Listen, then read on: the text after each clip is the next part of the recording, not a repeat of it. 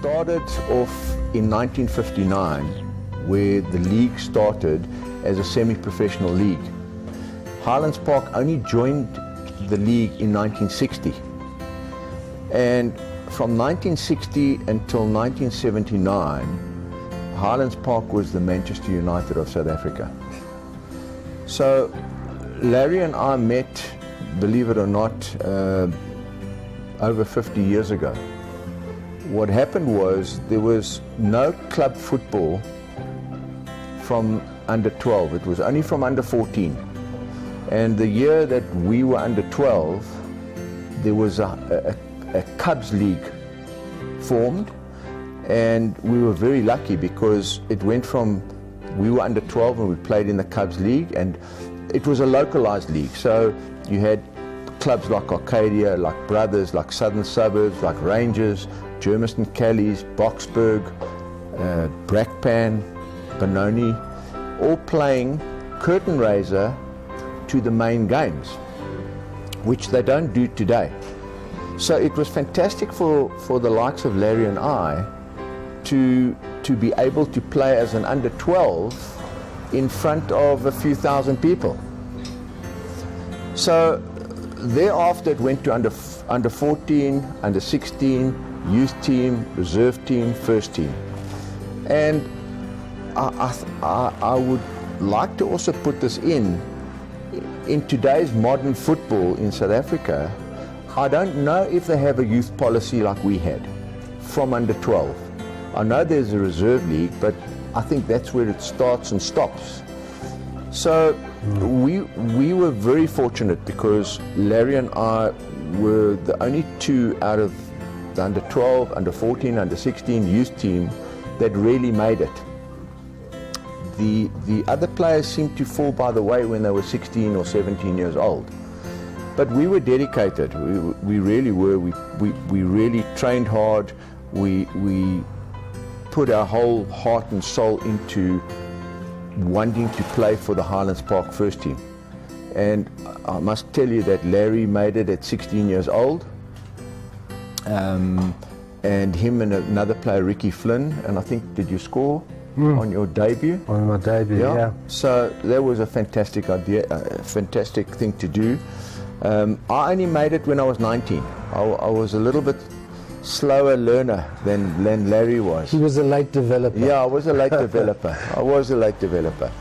So, as I said, Highlands Park were a great club because no one was bigger than the club. Am I right in saying that, Larry? Yeah. You know, you had in 66, they had a team, and I'll tell it to you, and the viewers might not know all the names, but they had George Ryder in goals. They had Malcolm Rufus and John Stewart, right back and left back. They had Stan Jacobitz, Charlie Goff, and Joe Frickleton in the midfield. Then they had five up front. They had Bobby Hume, Santoro, Walter De Silva, two players from South America, Freddie Kolk, and Willie McIntosh. And that side was the greatest side you will ever see in this country. They won 3 out of 4 trophies, and Larry and I were 14 years old, and our parents and Larry's brothers and sisters used to go to watch Highlands Park play, and the betting in the stand was how much are Highlands going to win by, not if they're going to win or lose. So how much are they going to win by? In 1976 or 75, we had a similar side that Larry and I played for that also won 3 out of 4 trophies. And we had wonderful overseas players like Chris Chilton and Barry Bridges and Albert McCann, and I could name quite a few. But we had some unbelievable South Africans. Stuart Lilly, Eugene Kleinhans, Larry, Bobby Viljoen. And the nucleus of that 75 side was made up of English players and South Africans who were keen to learn from the English players. So, you know, that's really the history of Highlands Park. It always wore the colours of Man United, and we were known as the Man United of South Africa and the Lions of the North. Yeah, and if I can just add, and I think that our fortunate beginnings of playing in the Cubs side and having that opportunity gave us a taste, because many little guys play but they don't get the same feeling, and that inner passion that got into our systems, having the opportunity to play in front of the big team, a curtain raiser to a massive game. When Arsenal came out here to South Africa in the early, when was it? Well, it was we were under 12, so it was 64. They came out and played South Africa at the Rand Stadium, and we were fortunate to play the curtain raiser. Now, the Rand Stadium then probably held 30,000. 40,000. But for a little guy of 12 to play in front of that put some desire into us. Now, as Mart said, there were a lot of good players. We weren't the best in the team. There were a lot of good players. But one thing's for sure, we had the desire and the passion to continue with it. And hopefully that comes back into our football, which I don't see at the moment. They're more playing for the glory and for the money rather than that jersey and that badge, that you wear with pride. So that certainly was good for us, Yeah. Okay. And Belfour Park, where the Belfour Park shopping centre is, that was Highlands Park's home ground. And there was a lovely stadium. It held maybe 13,000 mark. Yeah. But it was a nice stadium close to the field. The atmosphere was always great there. And all the people in this part of the world, in Orange Grove, Highlands North, Waverley, Glen Hazel, all around, and from Alexandra. Yeah. We had a massive African support at Highlands. And you've got to respect that in those days there was a different time zone. So it was an NFL, it was a white league, when it started. And only later on did we go through the transition and play in the NPSL. So in the beginning it was, but we had a massive following from Alexandra. I mean, my fans, when I say... if I can just interrupt you, Larry was a very skillful player.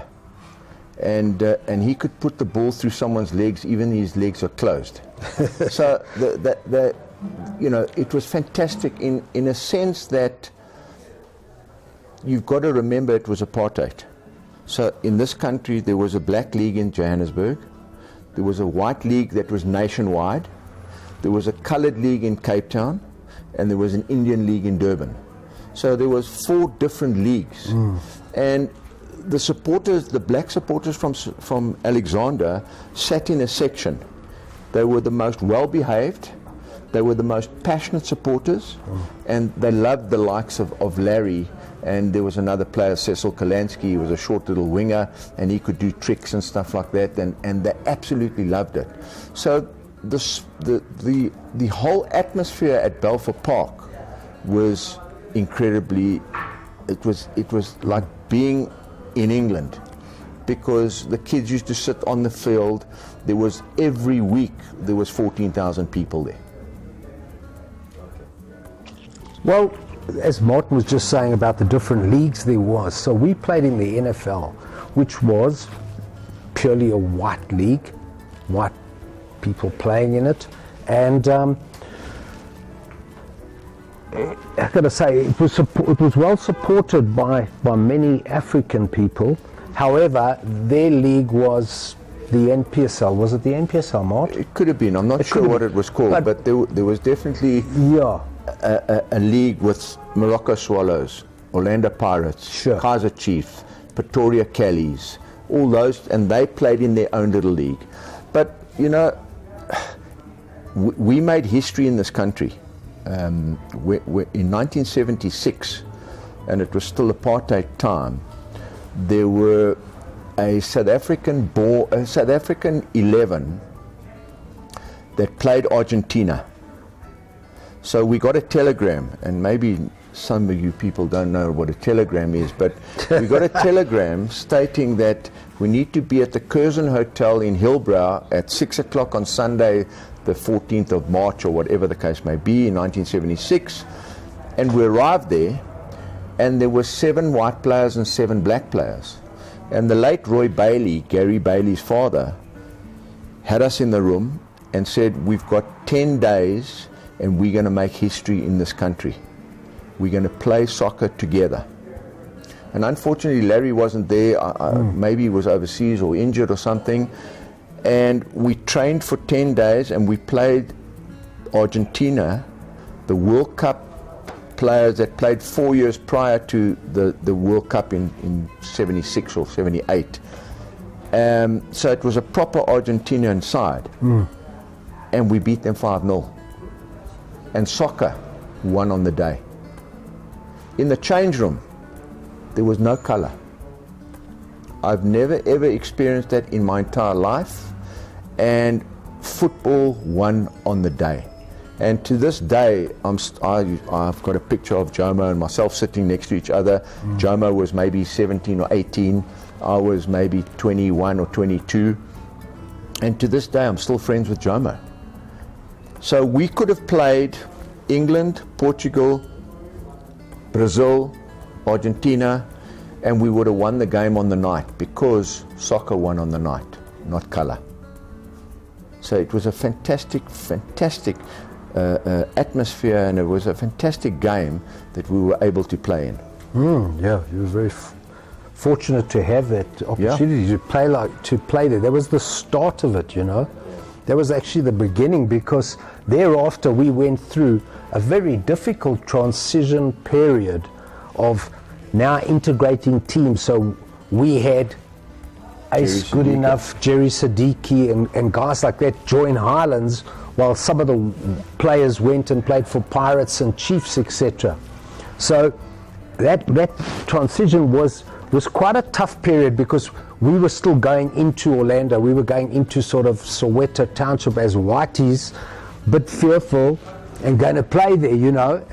So that was quite a difficult period. And we had some incidents, you know. I mean, obviously there was, but ultimately the football won, you know. We played, we got to know each other, we got to play with, against, and so, you know, I always came up against Orlando Pirates, the guy who was in charge of South Africa, and he must have been the biggest guy that I've ever come across. But anyway, I always clashed with him. But yeah, it was interesting times, but it was one of those things that had to happen, and it ultimately succeeded, you know. Was it a Springbok side, Mart, or a South African 11? It was a South African 11, because they only allowed us to play in green and white, not green and gold. I see. But we got our South African colours. So we got the South African blazer and stuff like that, but they wouldn't allow us to play as a pure South African mixed team together. But at the end of the day, that was, I think, a big step to changing the sport that we played in. So, you know, playing for South Africa or playing for a South African team, yes, I think you need to be proud of that, but that wasn't the ultimate. The ultimate was football. That was the ultimate, and we beat them 5-0. We didn't play like players play today. We played with passion. And no matter who we played against or played with, everybody was proud to put, and we were the longest serving players, bar I think Malcolm Rufus, who played in the 60s, that played for Highlands. We grew up at Highlands. So we were very proud of putting on that red and white jersey. So the question for me is,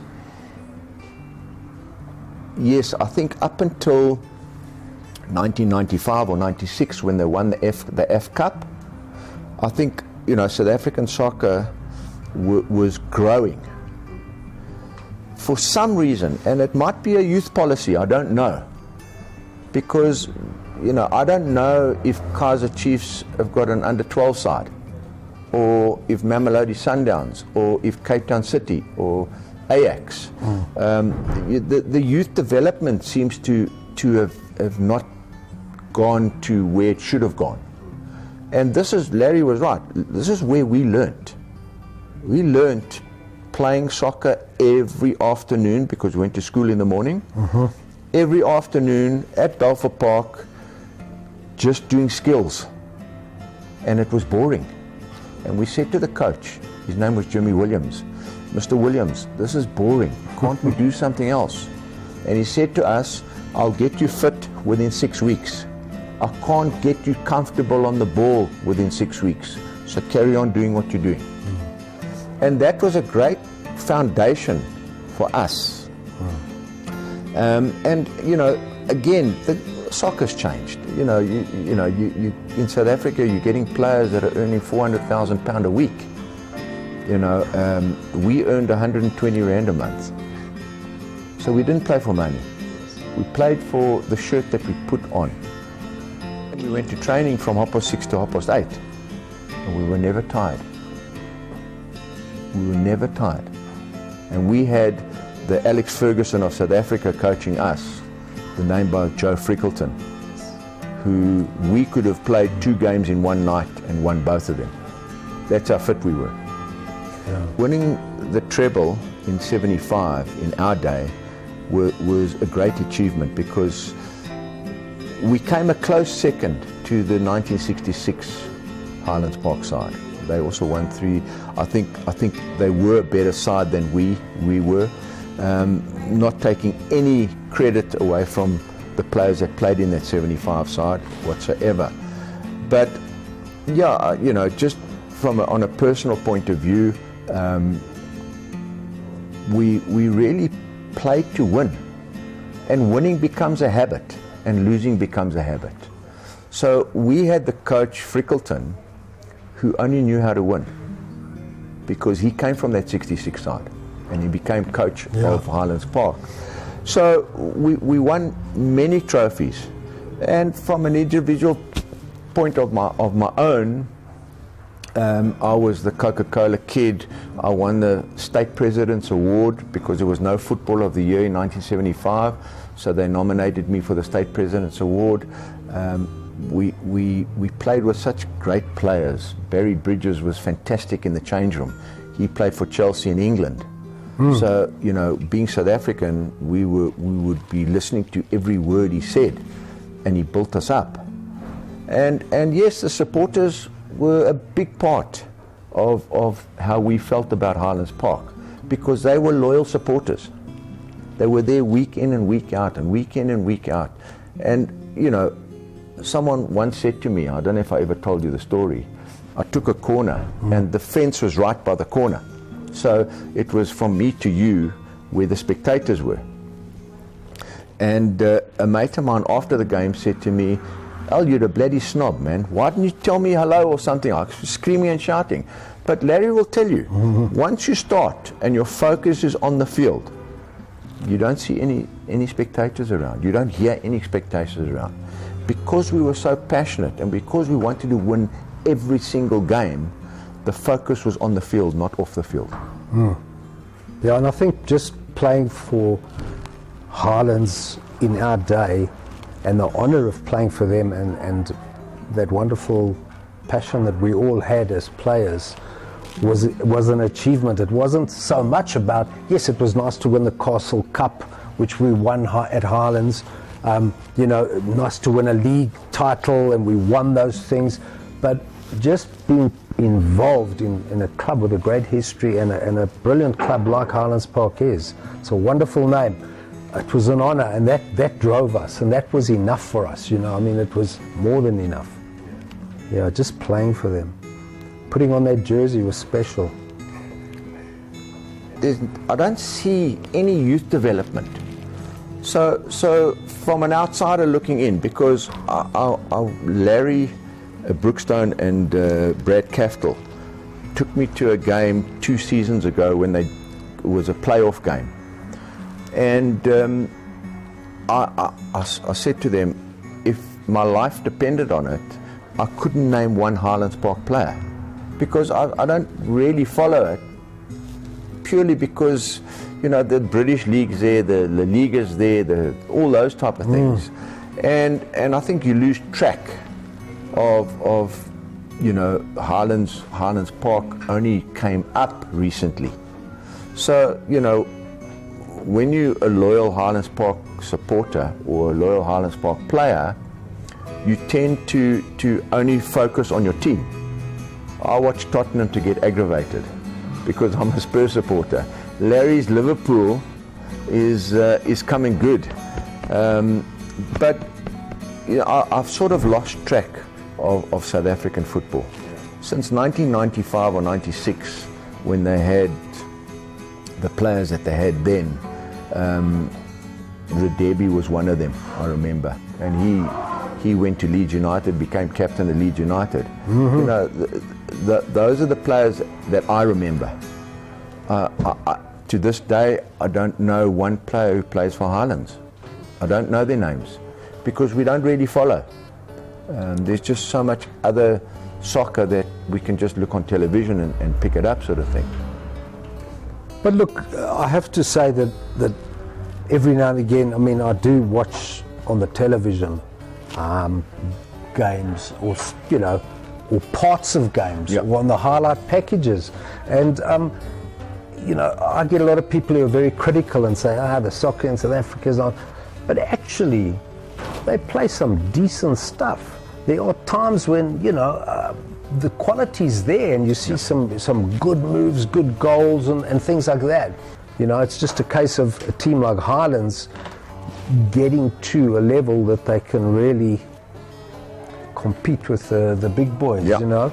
They were great games. I love to go to Orlando Stadium and play Chiefs or Pirates there, because it was exciting times, you know, and the atmosphere was fantastic. It was electric. And you played, you know, in our days you played against Joe Masona, you played against Webster Lashaba, you played against Patson Banda, you played against Kaiser Matong. The guy I was talking about earlier, sorry, it just came to me now that you're rattling off the names, was Shakes Mashaba. Shakes Mashaba. You know, he was the coach of South Africa as well. Yeah. So for me, it was great playing against those teams because they brought a different skill to football, and it was a challenge because they were hell of a skillful. So you know, I enjoyed myself playing in those big games against Chiefs and Pirates. Morocco Swallows was a big side, very big side, and they were great days. Larry and I were playing together in 1976, and I must have had my worst season in 1976. I had an ankle problem. Cut a long story short, we played a five-a-side tournament, I don't know if you remember, a Saturday and Sunday at Belfour Park. And on Monday morning, I got a call from a club called Tampa Bay Rowdies, New York Cosmos, and Los Angeles Aztecs. So I didn't know where Tampa Bay was. I'd been to New York and didn't really like New York. And George Best was playing for Los Angeles Aztecs. So I was only going to go to one club. Cut a long story short, I had a nice 2 years there. I came back. I spent 1 year with Los Angeles Aztecs with a wonderful side. There was Terry Mancini, captain of Arsenal. There was Phil Beale, who played 800 games for Spurs. There was Ron Davis, who played for Sheffield Wednesday. Yep. There was a huge Bobby McAlinden, who played for Man City. So, and we had Des Backus, who played with me in South Africa and with you in South Africa. So it was a fantastic 2 years. Played against some world-class players. Yeah, he did. That were very humble, because you must never forget where you come from. Yeah, and that one picture that you've got, Mart, with George Best right next to him there, and Martin's on the ball and Pele is standing there trying to close him down. I think that would make anybody proud of playing in that company, you know, so that was awesome. Yeah. It's a funny old story, not in my wildest dreams. Larry went to Ipswich at 16 years old. I'd never experienced that before.